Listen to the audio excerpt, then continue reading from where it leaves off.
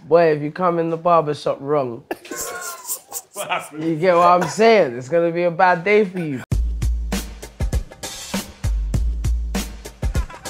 Music, fashion, and art have always influenced each other. If I go to New York in the 80s, I'm telling you, boys were out there b-boy dancing on a mad thing in these Puma suedes. All three worlds are heavily intertwined, and no more so than in hip-hop. I'm in Tottenham, my hometown, and also the hometown of my good friend Chip, to figure out how his neighborhood, music, and fashion influences have shaped him into the artist he is today.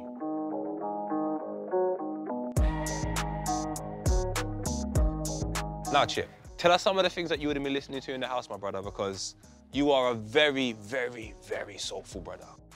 Them days there, man, had the plats and that. You only got, you get, I'm saying, couple channels on your thing, little MTV and that. And my dad just had bare vinyl, so a lot of the, he used to listen to a lot of Earth, Wind and Fire, James Brown. A lot of soul and reggae was my earliest influences in music. The first time I actually touched mic, but I didn't touch a mic, it was just like, I think it was Pied Piper ringtone on, like, you remember the phone that was like a pair? It was in this park, you know what I'm saying? The older guys was MCing in a circle, and I'm just seeing the admiration in people's faces when someone's MCing. I just remember it got to one time, they tried to skip me, I was like, nah, I got something. They was like, what?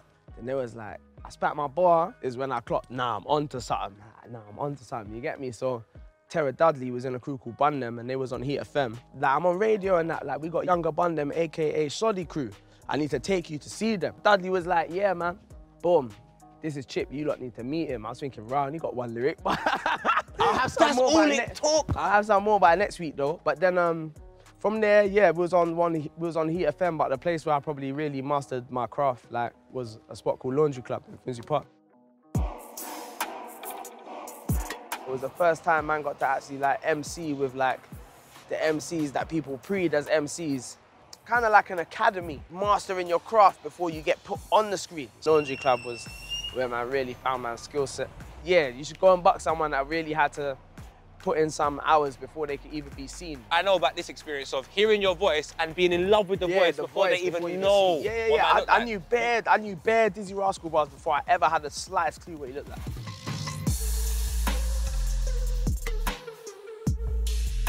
How long you teen on his Since I was about, probably 15 years now, since I was about 15.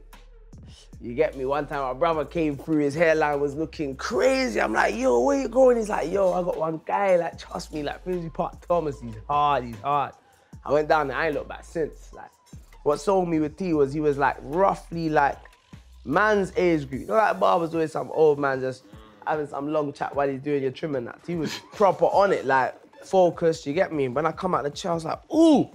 Went school the next day, it was big feedback. The trim had to get feedback. Once your trim got feedback, then you know you're in business, isn't it? So, in our culture, one thing I can say is people always focus on looking good. How important is a trim? It's like the beginning. You can't put on something without a trim. You put on something without a trim, it doesn't make sense. How important is style just in our community? Because you're both from the same community. Boy, if you come in the barber shop wrong, What happened? you get what I'm saying? It's gonna be a bad day for you. As man started doing like a paper round, JD Sports in Tottenham came about, and it was rather convenient. I went to school there. You get what I'm saying? But I know it's not really so much what you wear, but how you wear it. Many people have different styles. Like, I'll see someone that don't necessarily have my dress sense, but appreciate their flannel. You know, See, I love you, man. I love the man there. Thank you again, man. And you know what? Thank you lot for linking up as well, because you know what? It's just nice to see the story unfold, and hopefully more you then watch this and say, right, you know what? I'm not gonna cheat on my barber. Come on. Did you get it? Come on, Harry gave 4 LB. All right. I remember the memories of living in Ferry Lane and coming here, and I think this has subconsciously had an effect on me growing up. Yeah. Do you feel that's happened throughout your music career as well? Artistically, this type of environment having an effect on you? Yeah, I think by the time I was even in this kind of environment, I mean, even in school days, we'll come in and just tag our names, you know, like back in the day when you see E-Dog everywhere, like.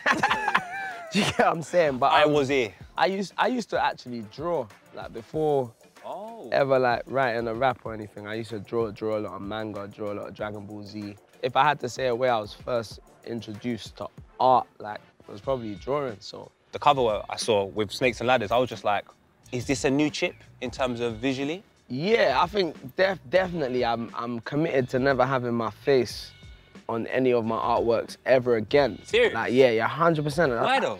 The I Am Chipmunk cover, my first album, like my debut album, I didn't mind being on that cover because we actually built that I Am Chipmunk. It wasn't like a graphic of me sitting. I was actually sitting on an I Am Chipmunk statue. But I look back at my other covers and I'm like, bro, no one couldn't tell me like, why you just got your big bait face just on your artwork like. You're a man that's always put on for the area that you're from. Yeah. And that's why we're here today. Haringey. Markfield, Haringey, North London. You consistently shout it.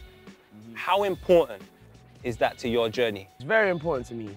Those lessons that you know personally you get from growing up in this borough that, if I be honest, not saying like every area doesn't have their boroughs, you get what I'm saying, but I just learned stuff here that I personally think I couldn't have learned anywhere else in the world. Yeah, man, Haringey, I can't even lie. I'll tap them lightning bolts on my skin, but like, I got love for the borough still.